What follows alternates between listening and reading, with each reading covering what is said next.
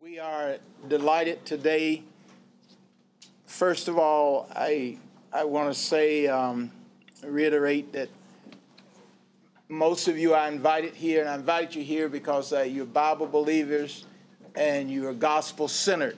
And that's where my heart is right now, to talk to this particular group. It doesn't mean that you can't branch out to other groups, but I'm particularly interested in this particular group because that's where my heart is. And I believe that our response to our community should be based upon God's concept of government and enforcement, law enforcement, so on and so forth. I have a scripture up here that says that we should pray for those who are in authority, and we submit to them.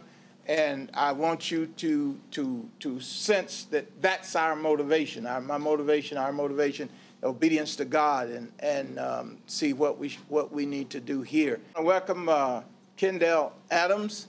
Delighted to have them here, and I want to just reiterate.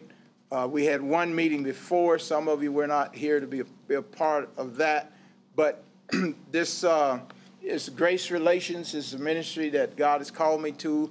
I do that through the College of Biblical Studies, and Grace is an acronym I use called God's Reconciliation at Christ's Expense. So if you're a born-again believer, I'm not trying to reconcile you. You've been reconciled with God, and we've been reconciled with one another. The challenge is living it out. That's where we have the problem. But God has done it, and that's the way we want it to be. Take it in that fashion. I also want to mention the College of Biblical Studies. Our mission statement is that we exist to glorify God by educating and equipping multi-ethnic Christian leaders to impact the world for Christ. John Crowder is our recruiter. He has a table out that side there if you want to take a course or enroll, so on and so forth. I encourage you to do that because we try to model our message, and a lot of people talk about diversity. Our school, in the fall of 2020, our enrollment was 45% African American, 29% Latino, 17% white, and then others.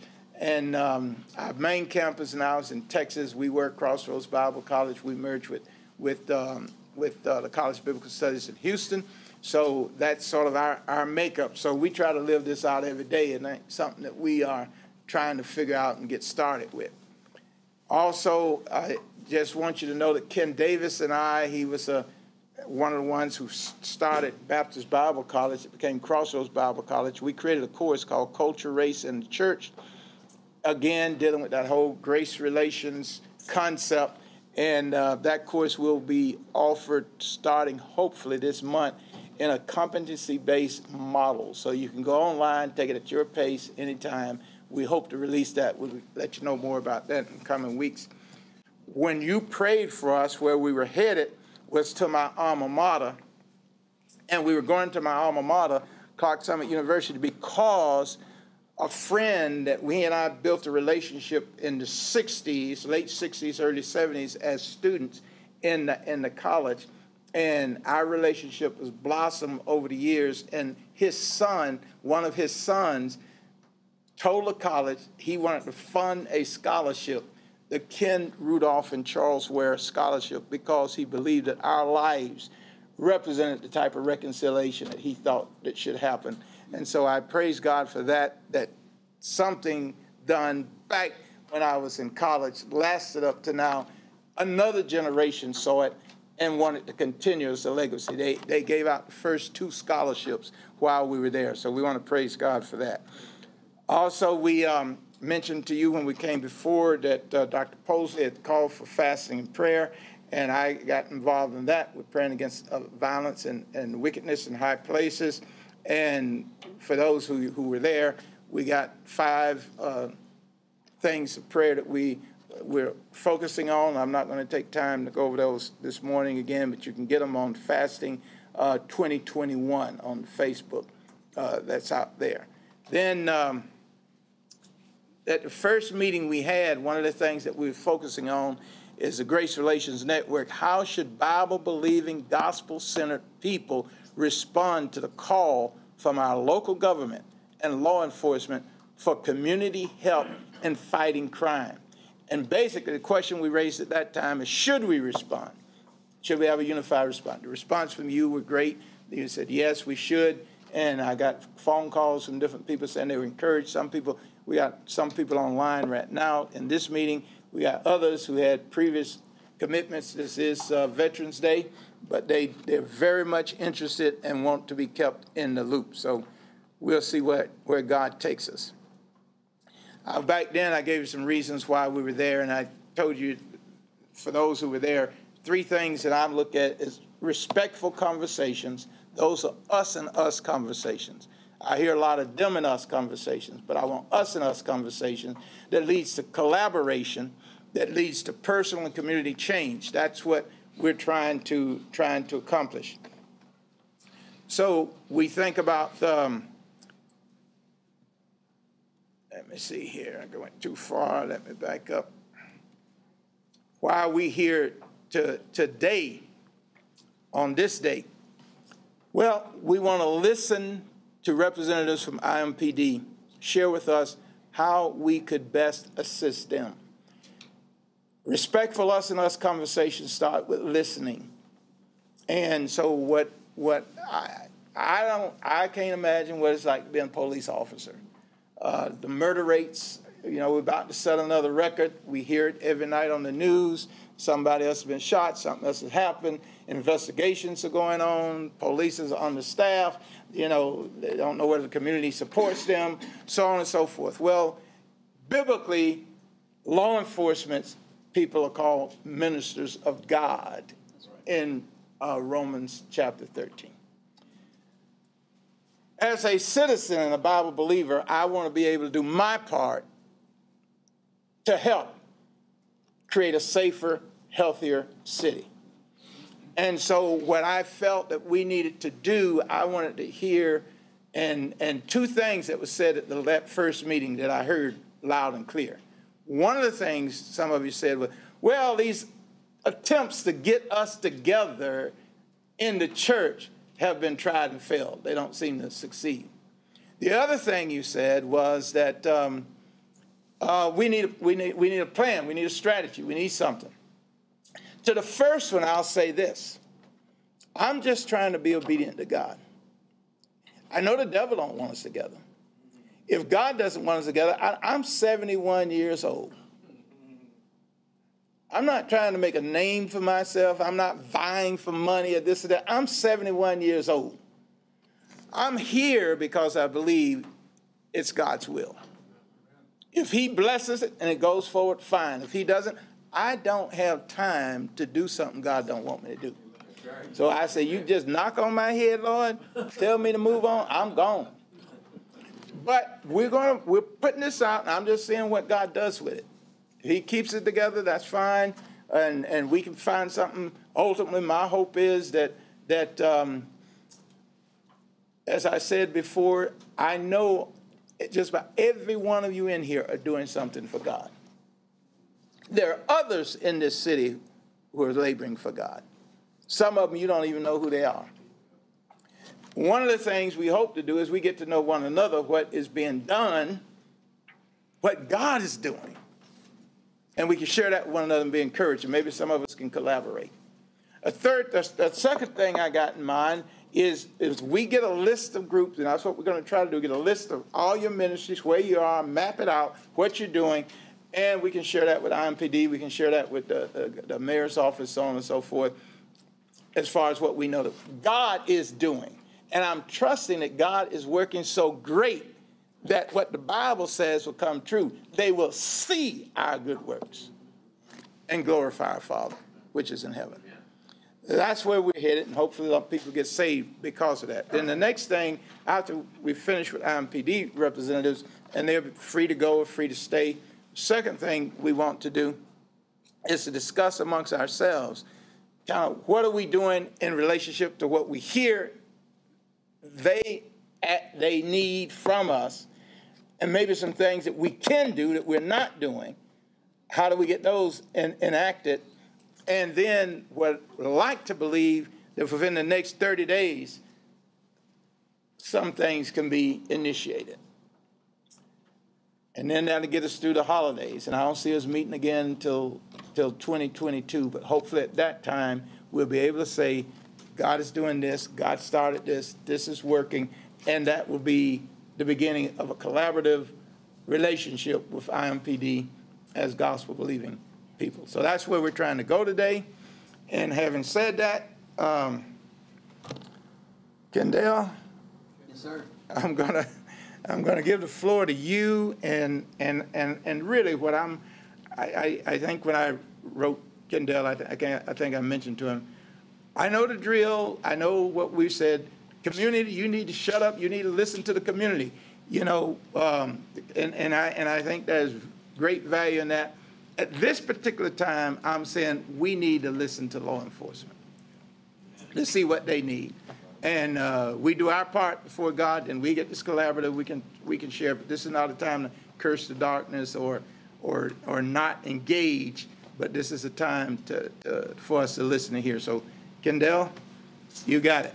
Let me just start by saying this.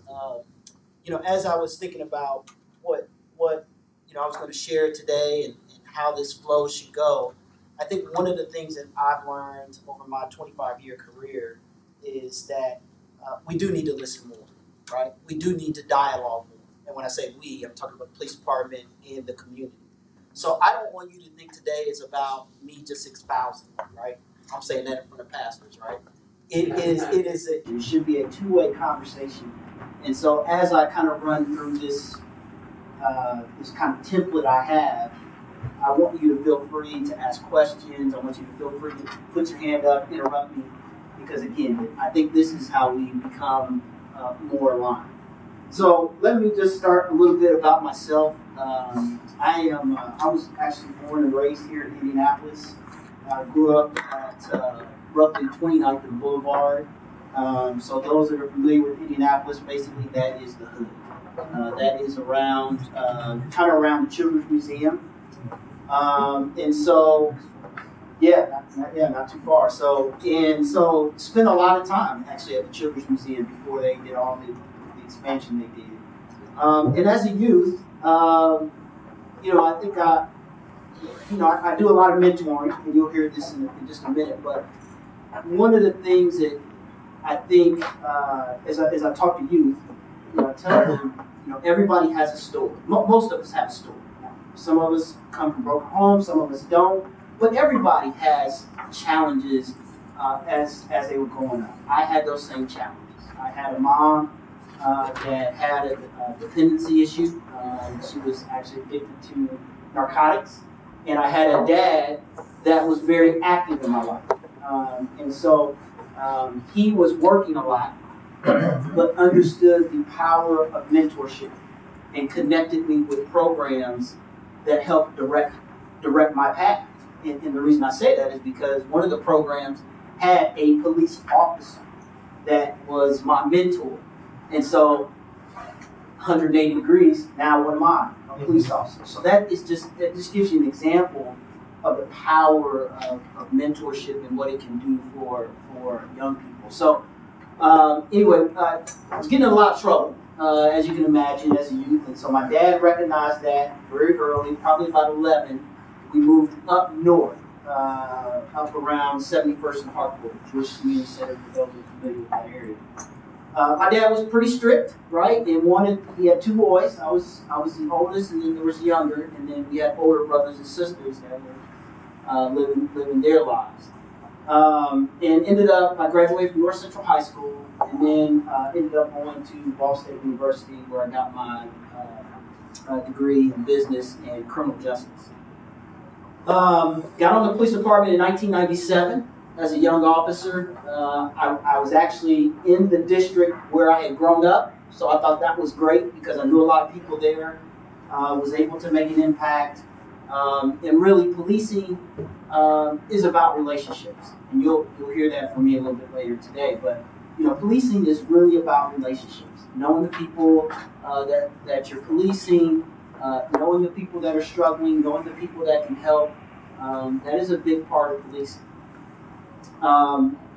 Fast forward, I had a couple different promotions within the police department, and then eventually now I'm deputy chief of criminal investigations. So criminal investigations involves homicide, robbery, a whole bunch of different units, but those are the three primary that we hear about: homicide, robbery, and what we call aggravated assault or non-fatal shooting. So those three are the main entities within my division. There are 4 deputy chiefs, and assistant chief, and a chief. So one of the things I try to do in these conversations is kind of educate folks on the police department. How many people think they know IMPD, know the structure? Anthony, you don't count. You can't count. But how many people have any idea of where their police district is, how many officers we have? Are we a medium-sized police department, a small police department? How many people have any idea of that? That's good. How many people have no clue? And that's pretty typical, right? I mean, a lot of people, you don't get involved in the police department unless, why? 1, get pulled over. What's number 2? Unfortunately, if you're a victim of a crime, right? Those are pretty much the only reasons that people really get engaged in the police department. And I think what you'll see through Chief Taylor is really are trying to change that paradigm. So let me give you just a little bit of our police department. We're about 1,660 police officers on the police department. There are about 200 or so civilians. Our authorized strength is about 1,843. 1,843 police officers. We have struggled getting there just because of the times we're kind of in, and I'll talk about that here in a minute. We're about 80% white, male and female. We're about 15% African American, male and female. 4% Hispanic, and then there's some others in there. So, when I came on, we were about 15% African American male, or African Americans. So we've continually stayed there, although we have ramped up significantly our recruitment around people of color, whether they be African American or other. We really have ramped up, but just haven't gotten over the hump. Yes, sir. How does that percentage compare to the, let's say, the Marion County demographic for whites, blacks? Yeah, great question. So African American males or African Americans make up about 22 to 28%. So I think it's actually 28%, but once you factor out, juveniles, it's about 22%. So it's always been a little bit lower than Marion County. We really would like to be around 22%, but it's just been a challenge, as I'll talk about here later. We have about a $245 million operating budget. It's a lot of money, right? Big chunk of city government of Indianapolis goes to criminal justice. But that portion, so when I say criminal justice, just level setting, that also includes Marion County prosecutors, public defender, courts, and you'll hear why that term is important. Because when we think of crime and we think of crime reduction, that's the kind of lens we need to look through. It is not just law enforcement. I could put, the mayor, Chief Taylor, could put 3,000 cops on the street. You're still going to have that. We're still going to have problems. And so when you think about crime reduction, you have to think about it in this broader term. All right? So about a $245 million budget. I'm going to highlight just a couple things because it'll dovetail into kind of what Chief Taylor's vision is for, or objective is for the police department. Of that $245 million, we made a significant investment in body cams. That was something that came on board late last year. I was actually in another division that implemented that program in 2019. We started in 2019.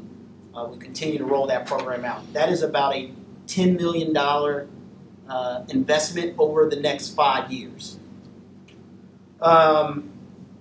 We recognize that we need better response to what I would call minor things. Like this morning on my way here, there was a wreck right in front of me, right? Kids and 2 adults. And so right now, the way that's handled is we have police officers, the ones in uniform in a car, that respond, and they would mitigate that particular issue. What we put in our budget for this year, of 2022, is 40 what we call public safety officers that will be able to come out and address those low-level kind of issues, traffic accidents, burglary where there's no suspect. And what that allows us to do is redeploy, be more efficient with our officers and say, instead of focusing on these things, because the community has an expectation, right? When you have a wreck, even when it's low level, right? Most people say, I need a police report, you know, because they just feel better about it, right? And so when we look at that, that takes time for an officer to come out, have to actually do the report, talk to the people. And so we recognize that getting some public safety officers will allow us to redeploy some of our officers that are dealing with some of those low-level things. And then you talk about the American Rescue Plan. That was a significant boost for us that allowed us to take our 245 million up to 295 million. So we were able to boost our annual operating budget because of the American Rescue Fund plans. Now the city received a significant portion of American Rescue plans. I think it was actually almost close to $420 million. And so the police department was able to, public safety was able to get a good chunk of that to help with some of these things that I just kind of talked about. So with that American Rescue Funds, we were able to hire 100 more officers. So that 1843, our actual authorized strength was 1743, but through the American Rescue Fund, we were able to hire an additional 100 officers. 350 community, what we call community cameras. So you'll see, hopefully over the next 3 years, you'll start to see more cameras around our city. We found that to be public safety cameras, not only to be used by the police department, but you know, DPW, for example, traffic accidents, traffic jams, fire.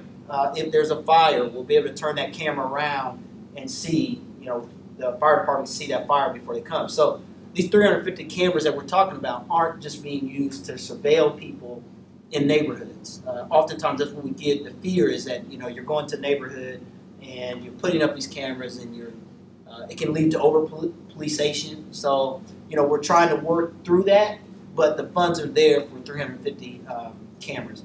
LPRs, license plate readers, right? Those are cameras that you probably won't see. I think Brownsburg actually has a couple. Avon has some. As you go into that city, it's taking a picture of your plate. I mean, this is happening in seconds. And then it's running that plate against a database to see if it's stolen, to see if it's hit, see if it's wanted by a detective. And so you'll start to see more of those in Indianapolis. So using technology is kind of where I'm getting at here. And then lastly, those American Rescue Funds will allow us to test a gun detection system, gunshot detection system in a neighborhood. Basically, most people know of it as ShotSpot. There are other companies out there that do gunshot detection, but the thought there is if someone fires a gun, and hopefully in Marion County we're calling the police, but the reality is we know that some communities, some neighborhoods become desensitized to violence. They may not call the police because they think, well, nobody's out there shot. It's just that's just what we do in this neighborhood. Well, as a police department, if we can get that detection, right, get that shell casing, those shell casings make a very identifiable mark, or they've been touched by the person who did the shot. And so we can test that against against other shots fired, and then we can determine the gun that may have did that shooting. Then we can go track that gun. So that's why shot detection is a big deal. When we look at the point there is the police department is very expansive. You talk about 1843. We actually are the largest representative of city government for the city of Indianapolis. Chief Taylor has a humongous responsibility in trying to lead and lead out the objectives of the police department. But he's been pretty clear about three things. Our objective is to reduce violence, period, and increase transparency. So that's number 2. And then number 3 is building bridges of trust. So when you think about crime and the police department's response, the reality is typically by the time they've gotten to us, it's too late. By the time they've reached our desk, or by the time they've reached a police officer, there already is a crisis. Right? Somebody's been shot. There needs to be something done. So by the time they get to us, it's really, we're really at a critical point. For some, yes, that first touch with criminal justice can change their life. For others, that touch with criminal justice at that moment, there's not a whole lot that can be done. So Chief Taylor has been pretty clear that to address crime, whether you're in Marion County or you're in Hendricks County, there must be 3 things that must occur. Criminal justice, to include police, courts, prosecutor, public defender, they all must be in concert and synced up. Number 2, government must continue to build out programs that barrier bust. And I'll bring that up here in just a minute. And then we must continue to invest in social barriers. So when I say that, that's include faith-based, education, healthcare, housing. Those 3 objectives in his mind and what he's laid out to us are what are best equipped to address issues in our community. Now, going back to what I mean by that. People, neighborhoods, individuals, what happens is that, obviously as a young child, you're not a criminal, right? You have to grow into that. You have to be mentored into that, right? And so how do we break those cycles? How do we break those cycles so that a young man who is going down the wrong path, right? I mean, and think about it. Think about the challenges. One of the programs that I go to is called Voices. And Brother Anthony can talk to this too because he works with you. But one of the challenges you talk with those kids, they have challenges, right? They're being raised by a grandparent. The advent of social media, right? When I was a kid, and I'm sure some of you all, although I don't look that old, I'm actually 48. But so I say when I was a kid. But when I was a kid, I used to get a baseball card. Right? That wasn't a big baseball player, but the reality is I was a football player, and they had football cards too. And we talk back and forth and trade those kind of things. But kids today, you know what the new baseball card is? Social media and guns and the proliferation of those images. And you think about a young child trying to process that, right? Trying to process this and parallel that to reality. You think about the games that they play today. What's the game that most kids, Grand Theft Auto, for example, right? I shoot somebody on that game, somebody gets up. They bleed, they get up. I run over somebody in that game, and I don't play that game, by the way. I run over somebody in that game, they get up, or I reset, right? And so my point in that whole dialogue is that these kids, these images, play an important role in their reality. We have a case right now of a 16-year-old, and he is charged with murder. And when we went back and looked at his social media feed on the what do they call it, the Instagram, it was just proliferated with images of guns. He had one picture, I remember vividly. He had a gun strapped around his neck, and he's holding a gun. And when you talk to these kids, their reality is that. Right? When I talk to kids, they say, well, I carry a gun for protection in my neighborhood, right? Because I'm growing up with my grandparents. They're trying to do the best they can. They don't understand social media or these games. It's beyond their generation, right? The only people in my community that love me are the ones that are involved in criminal element themselves. So that's where I'm getting my love and compassion and my guidance. The other thing they talk about is lack of hope. These communities, think about it, it's hard to imagine this, but some of these communities have no grocery stores, have no healthcare facilities. Can you imagine that? Can you imagine a community doesn't have a grocery store? You go to a school where you get expelled, right? And I talk to some of these kids, and you ask them, well, what's the plan now that you're expelled? I don't have one. There is no plan. There are alternative schools, but a lot of kids go to those schools and get kicked out.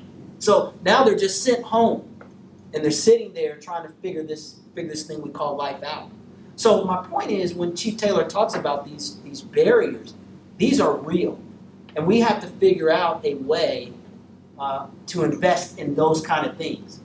When you talk about investment in police and what you can do around that, certainly, I mean, we have our POW program, right? Police Athletic League.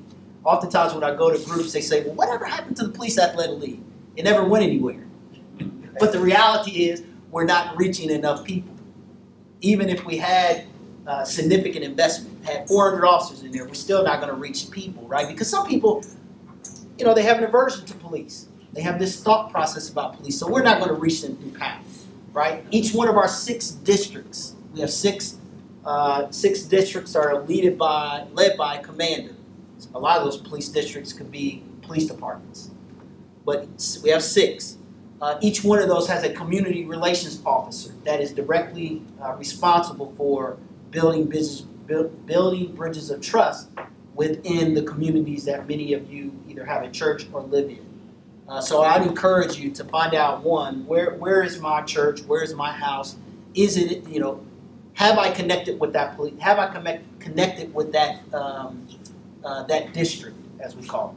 Because each district they usually have 3 shifts. They have a day, late, or day, middle, and late. There's an opportunity to go to those districts, interact with the officers. Oftentimes I say part of really solving the issue is getting to know people, getting to know the police officers, getting to hear their issues. So it's not uncommon for churches to bring refreshments to roll call, right? So that they can start to build that relationship. We have a chaplain's office. The chaplain's office is staffed by 2 staff chaplains, and they actually have a volunteer chaplain program. A lot of what they do is they'll go out to scenes and they'll mentor. Now it's volunteer. There's probably a volunteer group of probably at least 25 now. But those volunteer chaplains will go out to scenes. They'll talk with folks that have been impacted by violence. They also have a second tier that kind of deals with the officers. We'll go to roll calls after a critical incident, for example, like FedEx. Our volunteer chaplains would go to roll call and just make sure the officers have a spiritual kind of base. So there's 2 opportunities there through our chaplains program. But the reality is the police department is not the best at preventing crime. The city recognized that and invested a significant amount of dollars in what we call the Office of Public Health and Safety, OPHS. And that unit of the government looks at crime from a social harm perspective. And so they're looking at trying to address those barriers that I talked about, whether it be education, housing, food deserts. They have people that are specific in these areas. But one of the other areas that they've invested in is this thought of crime prevention, right? Crime prevention from a grassroots perspective. They have invested significant dollars in groups that are at what we call the grassroots, or as some of my activists say, grass tops. They have invested significant dollars in groups that are trying to address youth, for example, or adults. When we look at crime, if you watch Fox 59 today, or you watch 13, the thought is crime is really off the hook, right? It really is just off the hook. We have almost 900,000 people here in Indianapolis. And while we are tragically, again, looking at another record-breaking year in terms of homicides, it really is a small number of people in Indianapolis. And that's not to devalue those that have been impacted by violence. It certainly is a significant, and continues to be a significant problem in our community. But I also want to level set with most of you that the reality is that for a large portion of Marion County, it's not as bad as what you would see on TV. As I tell our media partners, good to see Officer Hamer back there, alumni, he did come in, Dr. Ware. Come on up here. But as we look at as we look at this issue, I always remind our media as we talk about another record-breaking year. These are people's lives. These numbers represent people that have been killed, and whether you're I don't care what your involvement is, what led up to your shooting, no one deserves to die tragically by being shot. And we have to recognize that.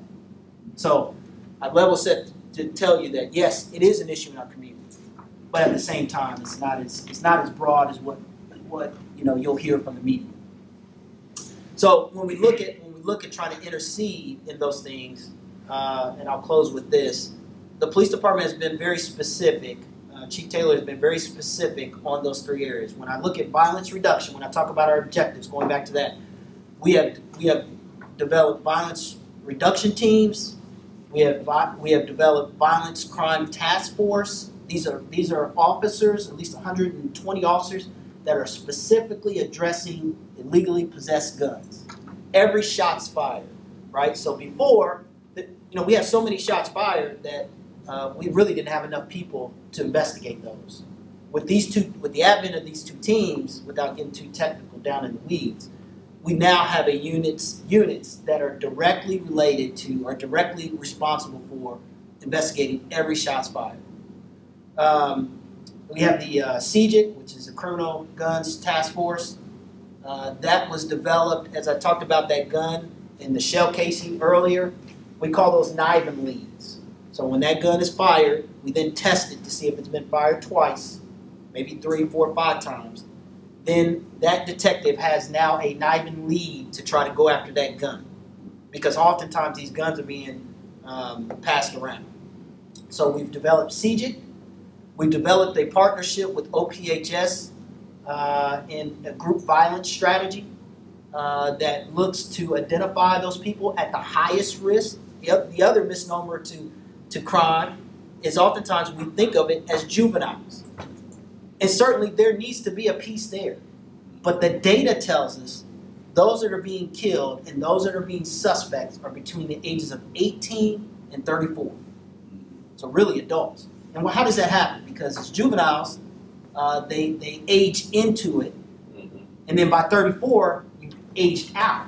You're either dead or you're in jail, or you just kind of grown up. It's not that we don't have murders in those other categories, but the reality is the bulk, 60%, are in that 18 to 34-year-old age range. And that's been consistent for a number of years. So when we look at this violence reduction strategy that OPHS and IMPD is engaged in, the reality is we're trying to identify the people at the highest risk.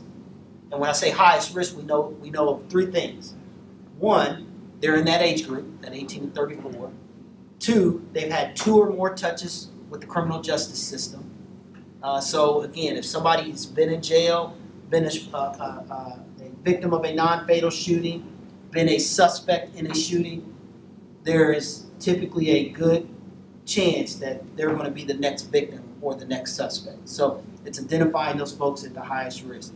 And the third one was, I can't remember. It'll come back to me. So, but those 2 are definitely what OPHS is. Probation. That was the third. So probation. So typically, those 3, or what we call court-ordered supervision, some type of pre or post supervision. So those 3 help us now drill down to folks that are at the highest risk. Because when you think about this, if you try to address it as a group, most of the conversation or most of the discussion I get is, where do I start? Because I'll be honest with you, people at the highest risk, They're not going to your churches. Yeah. That's just reality. Some of them are. Maybe they're cousins or maybe they're grandmothers. But the one at the highest risk, they're not in church. Now some of them may have been. Some of them may be God-fearing at one point. Their grandmother's passed on, and some grandfathers passed on, and so now, they're just lost. But the reality is, those at the highest risk are not in church. Yes, sir. Brian? Quick question. We're talking about the data. How much data is available that one identifies over time this trend, and how does the number of murders compare to the growth in population? So per capita is really important in understanding the scope. Yeah. How are we trending in the per capita number of that, as well as the character of the murders? I mean, there's differences between domestic violence activity, criminal activity, what I'll refer to as social activity. There's probably a large escalation in that area where people are just frustrated, suicide, those type of things. So how much data and what is that showing? Yeah, I'm glad you asked that question. So we, I say this all the time, police department's got plenty of data. There is no shortage of data. Where we have struggled and we're starting to improve is, for better lack of words, visualizing that data and understanding how it impacts crime. The three scenarios I gave you in the 18 to 34, we did a partnership with National Criminal Justice for Reform, and they produced a report that used our data that gave us those parameters. I think in terms of we have hired over the last couple of years 9 analysts to evaluate all this data that we have coming in to improve our focus, so to speak, to mine social media, to build out trends. While we know for sure we can evaluate hotspots, 5 or more shootings in an area over a 6-month period, we can evaluate that. But where we have to be careful is going into that neighborhood and over-policing, because not everybody in that neighborhood is driving crime. Once we got that hotspot, we got to be able to drill in and say, okay, who in that neighborhood is driving the violence? And oftentimes what we find is they don't even live there. Right. They're just coming in. We have a very transient population in Indianapolis, a lot of high renters. They're coming in, the community, that neighborhood is ripe for crime, right? People don't call the police. People allow graffiti to build up. They allow people to hang out that they don't know. And so now they've got a base there until police can come in and disrupt it. So to answer your question, we have data, but where we struggle to some degree is visualizing that data and understanding that data enough that we can build out trends. And we're continuing to work on that. We have a partnership with IUPUI, IU, and some other folks that are trying to help us. Matter of fact, one of the consultants we hired in our current budget is really looking at our data and how we can better use that for actionable items. I use it a lot, right? In my role is in criminal investigations division. I'm looking at, how was this person? Who are they connected to? But getting down to the street level officer, who's, again, how do we use that data to drive their actions? Now, going back to hotspots, one of the things Chief Bailey had the foresight to do, Assistant Chief Bailey, was direct our officers to do in those hotspots when we identify them, go in and do 10 to 12 minutes of proactive patrols, because research tells us that just 10 to 12 minutes every shift can drive down that hotspot. We also do directed foot patrols in order, talking about building those bridges of trust. So I'm glad you asked that question. It's something we continually try to get better. The other thing, last thing I'll say to the data, is we've got to get better of getting that data in your hands so that you can manipulate the data and you can figure out where do I need to be, where do my resources need to be. So those are areas that I think we're trying to improve. Yes, Chief. Speaking of data, what does the repeat offenders released by the court? How does that play into the violence of today? Yeah, I think it certainly plays a role, right? I think as you talk to the judges, and again, that's why I think this issue is broad. When we think of crime reduction, we typically think of what is the police doing, but it really is a broad bucket. So I think it plays a role, right?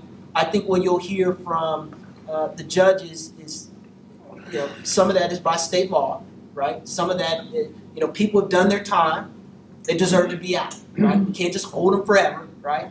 And so, it's really finding that right balance. I think it goes back to what I was talking with data, is identifying the right people. Who are the right people to hold in jail? If somebody gets picked up for a gun, in their neighborhood, and they're saying, I'm carrying it because I'm scared, but, we've arrested them on a misdemeanor, do they need to be in jail? Some people would say yes. I would argue maybe not, right? I would argue that we may need to redirect him, right? We may need to get him a gun permit so he's not carrying a gun illegally. I would say our focus needs to be on the person that's carrying that gun and shooting people, right? So I think the judges would tell you that yes, they understand it plays a role, but they see it from a different lens. They see it from a state law lens, as well as people have done their time. You can't just hold them forever. So, but I think it does play a role, because oftentimes when we arrest a homicide suspect, for example, again, it goes back to that point that they've already touched the system at least 3 times. Good question. You said you first. Along the lines of this question, probation office and other offices have put out a report saying that over the last 3 years, about 22,000 people have been on ankle monitors, but only 12 to 13 over that 3-year period have been involved in another violent crime or a violent crime. Does that match up with your data? Yeah, so I think it depends if you're talking about pre or post. And I think that's a big piece of it is there are really 2 agencies that have electronic monitoring authority. That's community corrections and that's probation. Those 2 entities have that responsibility. I think it depends on which agency you're looking at. I think the one you're talking about is community corrections. So that 9 times out of 10 is pre-conviction, right? Probation has post. And so when you look at those 2, I think we've seen when we looked at David Muhammad's report, that number was low, and we were trying to figure out if they had released the correct data. Because again, I guess the perception is a lot of folks that are committing crimes are on electronic monitoring or some type of court-ordered monitoring. But the data that we've seen thus far says it's not true. So I think there's a gap there that we're trying to figure out, is one better than the other? And to zero in on this violent crime, how many detectives do we have? Yeah, great question. In comparison to the 90s when we keep hearing, our murder rate was low versus now, and how those detectives being used to zero in on the violent crime so that we're not casting a wide net and we are,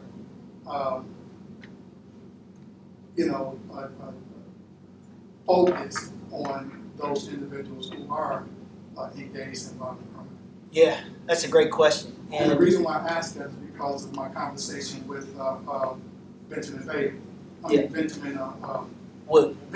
Bill Benjamin, yeah. Bill Benjamin, when I talked to him about how did he accomplish that 86% clearance rate, he said, number one, he had 20 to 25 rounds on one murder. Once they solved that murder, they moved on to the next, sent the team out to make the arrest.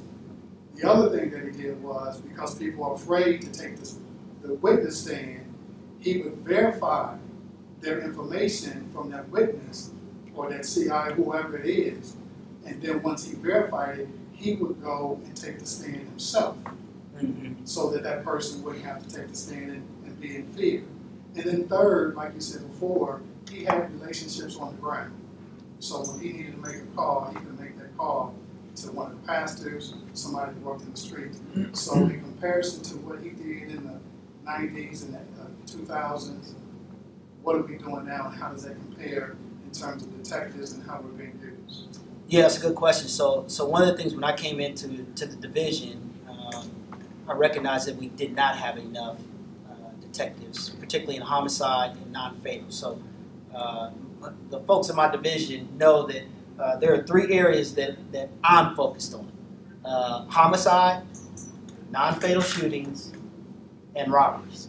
Those are the three areas. Now, within my division, I have a lot more, right? I've got task force officers, I've got video forensic people, but at the end of the day, those three units know that they're going to get the bulk of my resources. So I noticed right away that we didn't have enough. You know, you talk about 241 murder or 241 homicides year to date. Now that's to include justifiable police actions, but 241 deaths for at that time 29 detectives. So we made some moves within our division because Anthony, I agree with you. I had the same conversation with Chief Benjamin, and so we immediately increased our detectives to 33. Our staffing goal for 2022 is anywhere from 35 to 38 detectives in homicide. That will get their caseload down to around 4 or 6. Right now, their caseload is 9, and that is highly unacceptable, right?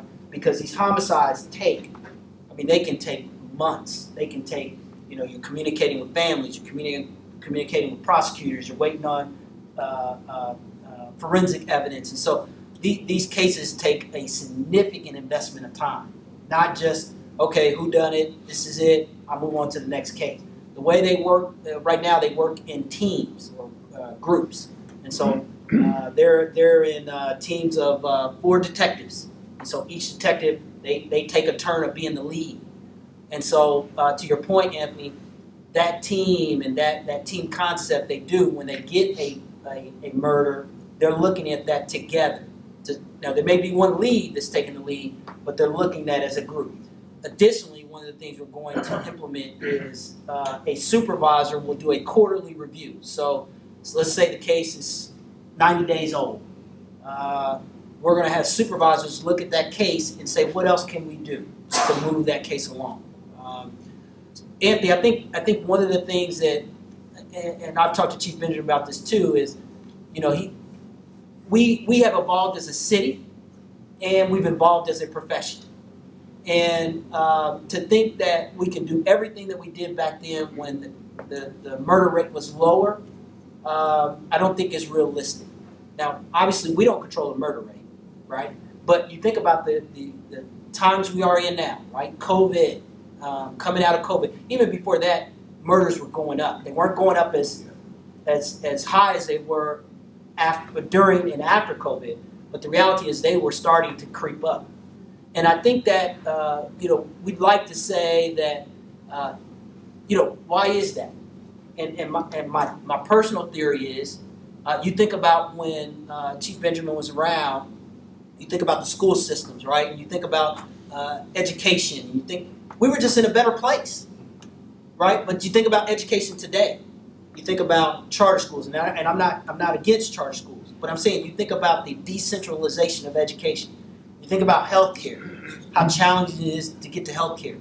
You think about economic barriers, quality jobs, right? You think about all those things started to kind of converge right after his tenure.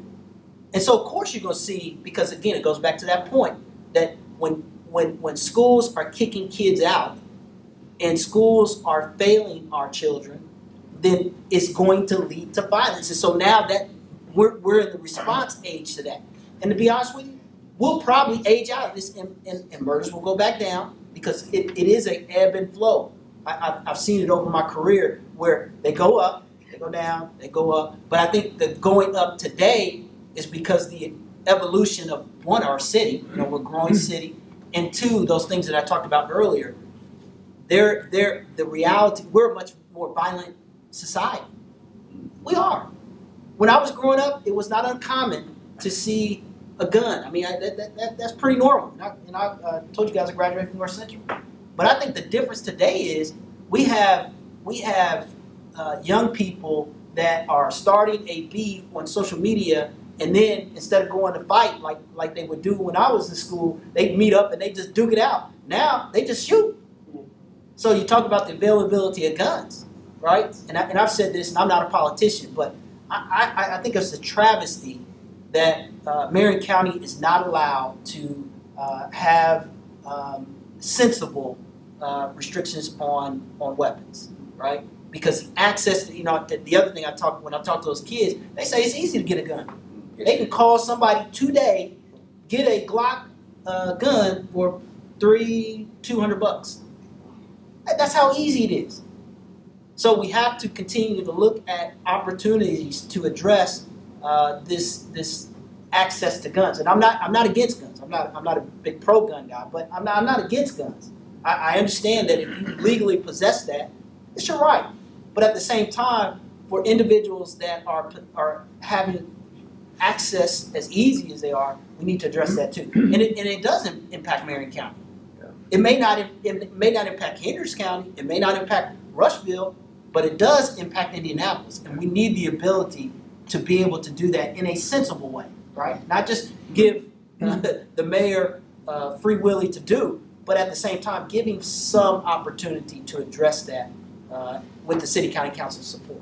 So he had a question right here. Okay, let me just a moment because time is running down. But if you mentioned that the people that you're dealing with are not in our churches, right?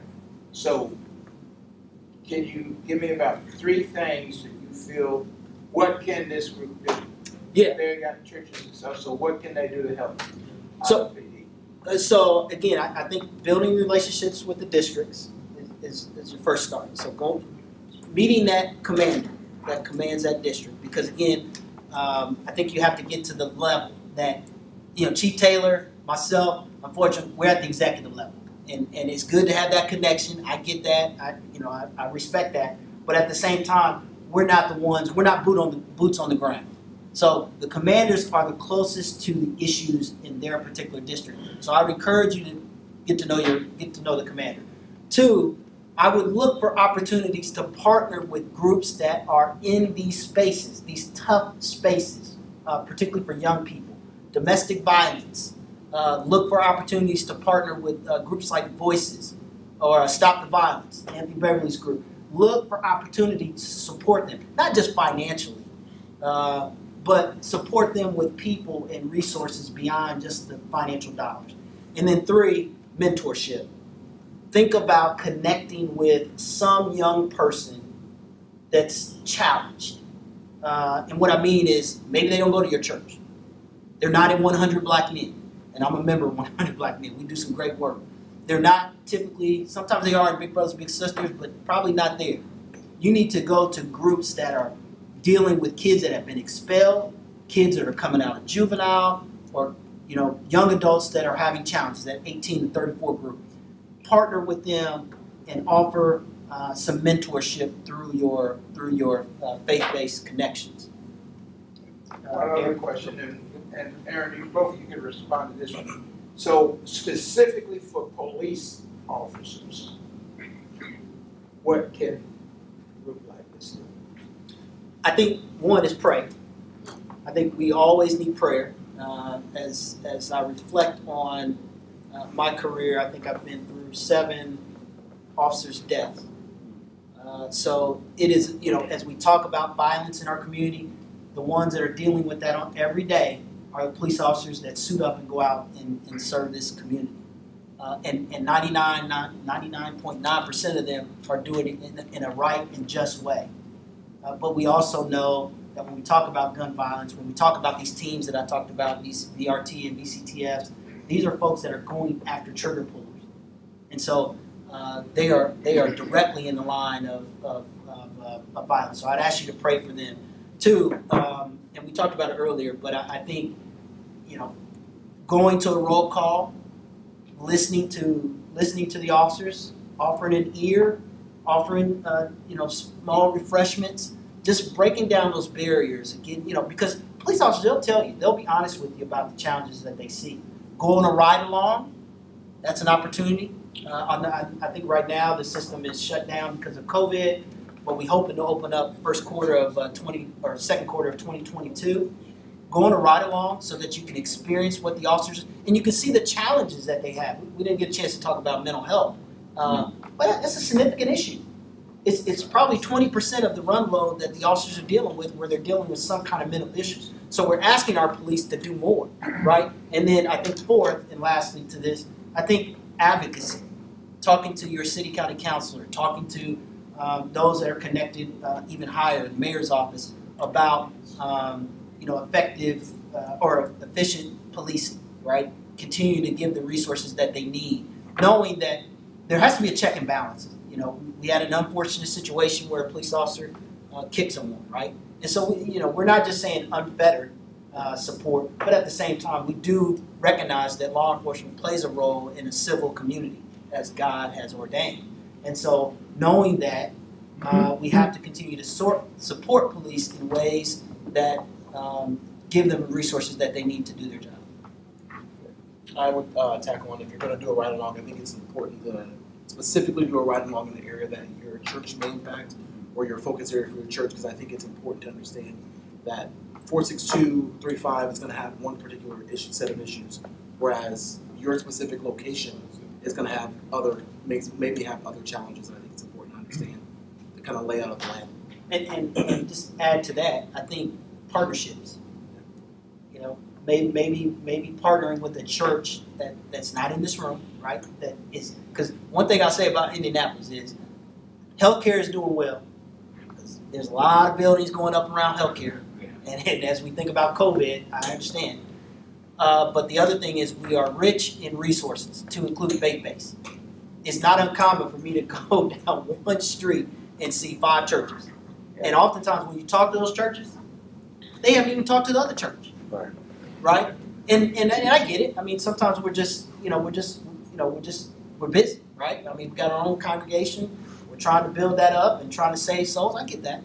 But at the same time, is there an opportunity to say, as a church, I'm going to partner with this church that may be a couple miles away, and we're going to find 2 youth or 2 young adults, and we're going to start mentoring them. And let me just caution you, mentorship is beyond 9 to 5.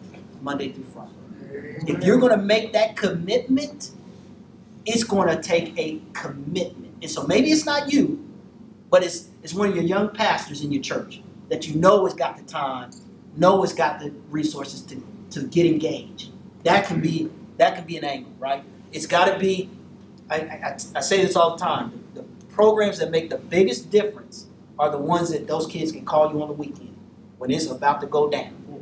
Right? And so, being intentional is probably the best way to sum that up. Be intentional about that mentorship. Dr. Ware, can I ask him, because he had his hand up. I want to make sure he got his question. I did. I have so for those who have a genuine desire to engage with law enforcement, there are some other issues that aren't being mentioned. So there's a lot of high-level things, and it's good to hear what the plans are. But there are some attitudes and strategies that are being implemented that are not good. And when you talk about bridges of trust, ours has been violated 3 times.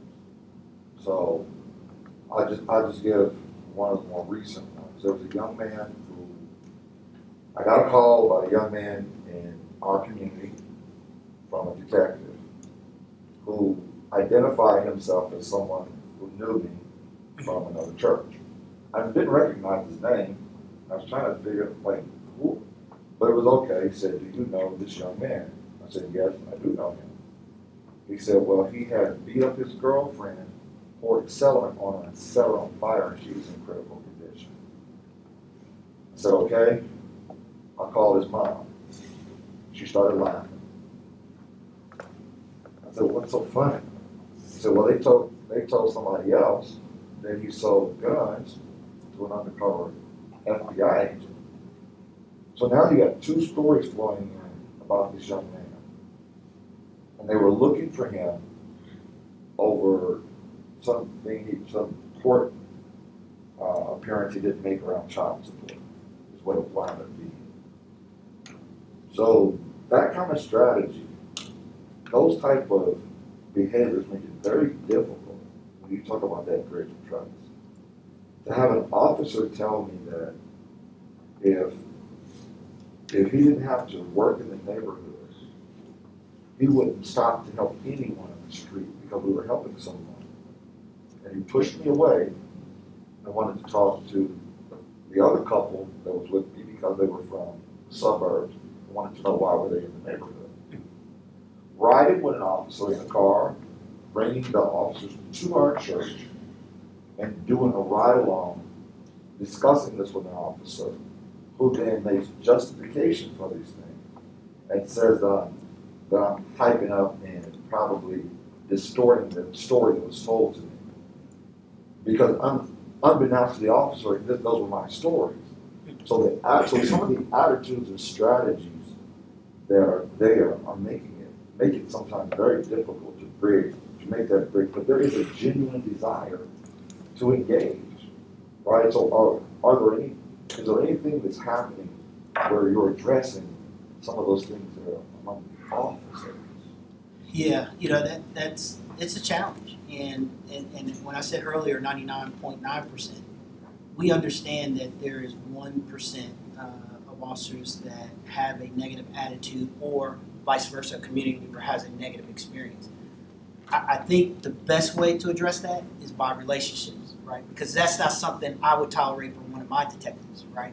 Or it's not something that a commander would tolerate from one of his officers, because none of our commanders think in that realm. I think, the other thing that and the reason I gave you those numbers is because you got 1,700, almost 1,700 police officers. To think that everyone is a robot and is going to do everything right, I don't think that's realistic. That's like saying every pastor in Indianapolis has done everything right? Every profession has issues within their profession, and we're not immune to that. But I think the difference there is when you had that experience, now you have someone you can call, right? You can call Deputy Chief Adams, who's going to deal with that directly. Because we don't want that kind of behavior. Chief Taylor doesn't want that kind of behavior from his officers. I know Chief Taylor often gets calls. And again, this is where I caution you, because most people want to run to Chief Taylor. But my point is, you need to run to the commander, right? You need to run to that person that's in your district, that's where your church is, so that you can address that issue directly. But I'm going to give you my card after this. And if you have any issues, with relationships with officers, let's talk about it. Yeah, and I think the biggest thing for me, and I appreciate the numbers, but those were 3 different touches with 3 different officers. Sure. Right, and that was concerning. Absolutely. It's concerning for us. I don't want to prolong it, but that whole accountability issue and data, I think, is something that just simply hasn't been addressed. And it's something that's very simple. Body cams are good, but if nobody ever processes data, we'll never really get accountability. We can track with data officers' behavior just by the number of things they do. Yeah, I'm glad you, again, I could be here all day. we didn't have enough time to talk about this, so I don't want you to think I was avoiding that, but the topic was crime. But just, Dr. Ware, if you allow me just to address that piece. You can go that quickly. Yes, sir. I got to check them on their time. Yes, sir. So we do have an early warning system that tracks our officers. It looks at how many traffic stops they made, how many uses of force, how many lawsuits are they involved in. And so we do have that data piece where we are tracking. Every officer who uses force, for example, has to do what we call a blue teams. And all of that is tracked. So I agree, that accountability piece, we need to continue to build upon, but that piece is there. And I agree with you. I want to get him back there. Hey, Kendall, how does drugs factor into the homicides? Yeah, good question. It's probably about, the last number I saw, 40 to 50% of our causes. The other 50% are domestics, believe it or not, personal disputes. People not being able to handle conflict. Kind of talks about earlier when I talked about access to guns. And then, the other are varied of robbery, just a couple of different other areas. But it's still a good portion, but it's not the driver, if that makes sense. We do, matter of fact, we had a murder on Meridian that was involved marijuana, right? But it's not 90% of our issues. Now, let me say, we're about at 10:30, and I told you guys we finish up at 10:30. I went on, and it's 10:24 now. But I did want to come out of here with some actionable items, some next steps. Now, one of the things I heard real clear was the relationships, building a relationship with commanders, so on and so forth. Because as far as I'm concerned, if you don't get two-way conversations, this will always be a them and us. They said, we said, they said. We talk about one another, not to one another. So I think the idea of that's one practical thing. I think that we can see that we know the commanders in our area. That we reach out to them, we build a relationship with them, and I think that because I think if we get to that level, we can get to some of this accountability things. So we're on the same page, and bad officers need to be removed. That's just deal. So I think that's a practical thing I heard. Yes. Question on that stuff. Go ahead. So in our district, in our area, we've tried to get connected with the local police department at least a dozen times. We can't even get a call back. So we're on Washington and Belmont, Hawville area, and we've invited them to block parties with 500 people from the community. We've asked them to come to things to get connected with us and I can't even get a call back. So how do I actually do that? Email me and you'll get a call back. Great, thank you. Card coming around. No, that's good. I apologize. I'm sorry to hear that. No, you're good. I don't say it to criticize, just ask for help. Yep. Yeah. Well, I've asked like 3 times, and I've been to the commander, and they keep saying they're going to send somebody, but never show up. Okay. It's been a problem for a while. That was before Chief Randal. I got your. Yeah, you still got my stuff. So just email. We'll get that part. But we'll get that fixed. I live in a dead zone. I'm at the corner of 38th and 4th Manor, and it's a district boundary. That's North District. Right. That's Commander Wallace. Switched it. They just switched it? Yeah, okay. That's Commander Wallace. We were like East District, and we were closer to North District. Yeah, you're in North District. Yeah, that's Commander Wallace. Thanks. Well, and I think, you can get a hold of Chief Adams or Aaron's, or you can, if you send me something, I'll try to get it done. But because this is, if you don't get this done, we're just wasting our time. I tell you that right now. Because we just talk about one another. So we want to make a difference there. Any other thing in the practical realm yes. You're talking about police morale. What's going on with that? That's a good question. Good question. Dr. Ware said I only got 3 seconds. So. Is that what's caused the difference between how many are authorized and where you at? I think it's improving. I think it's always a challenge, right? Because we're getting younger police officers. They watch social media. They see all these stories nationally about the defund police and all those. But I think it's, Chief Taylor's done a good job of supporting the officers. We've got outstanding support from the community that I think it's starting to improve. That is reflective in our recruiting numbers, right? We're starting to see more applicants. When I came on the job, there were 3,000 applicants. Today, we're lucky if we get 1,500. But I think that is starting to improve. I know most of the officers I talk to feel good, feel supported. But there's always going to be those challenges. Like I said, officers that, again, I'm not making an excuse, but the reality is, just like some pastors who have a bad day, parishioner comes in and says, "Hey, I need some help." Sometimes they don't hear from that pastor. Just missed it, right? Well, police are no different. They have a bad day. bad experience, but we've in terms of trying to build up the morale, Chief Taylor, Chief Bailey, and all the deputy chiefs do a good job of trying to support them, and we've gotten plenty of support from the community. No, practical question about what to do next. Is there a place on the website that has the 6 districts outlined and the commander's contact information? Yeah, so if you go to find IMPD Police District, if you just Google that, it'll come up with a place you can put your address in there, and it'll tell you what district, and it gives you a number. However, that's a general number. I would encourage you to email me once you know your commander, and I'll make the direct connection via email. Jeff? Quick practical question. Do you guys ever have times where community leaders, faith leaders, have opportunity to speak to maybe a mass of police officers? Sometimes we do, yeah. Sometimes we'll do roll calls, and we'll bring people into certain roll calls to speak with them. But usually it's not a long period of time. Usually it's not a long period of time, but we do have roll calls, I think. And as one of the practical things we talked about earlier, Dr. Ware, is I think connecting with our chaplains, because I think they can give you a venue to be able to do that. Chaplain Patricia Holman is our, chaplain manager, and then Ken Arnold, Chaplain Ken Arnold is under her. So I think connecting with the two of them would help you get a form, or the commander. What I want to do is get us doing something. I heard a couple of practical things here. I'd like to see us take action. That'll move us towards what I think us conversations with the IMPD.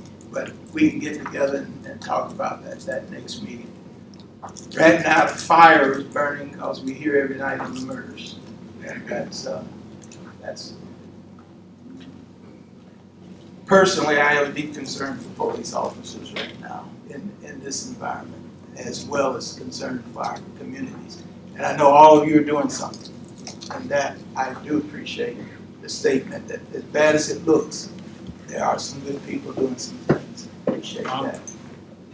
So, but yeah, let's get in that. I told you 10:30. It's, what time is it? 10:35. 10:35, so I owe you 5. Let's close in prayer. Father, we thank you again for your mercy. We thank you for your grace. Lord, there's so much going on. So much going on. We're just overwhelmed. I don't have any quick answers. I don't know how we turn this around. I know that you're able to do far exceeding above all that we could ask to think, but we can look at our own efforts in our own churches and get discouraged because we can't even get our own people to do what we want to do. And then we look at the city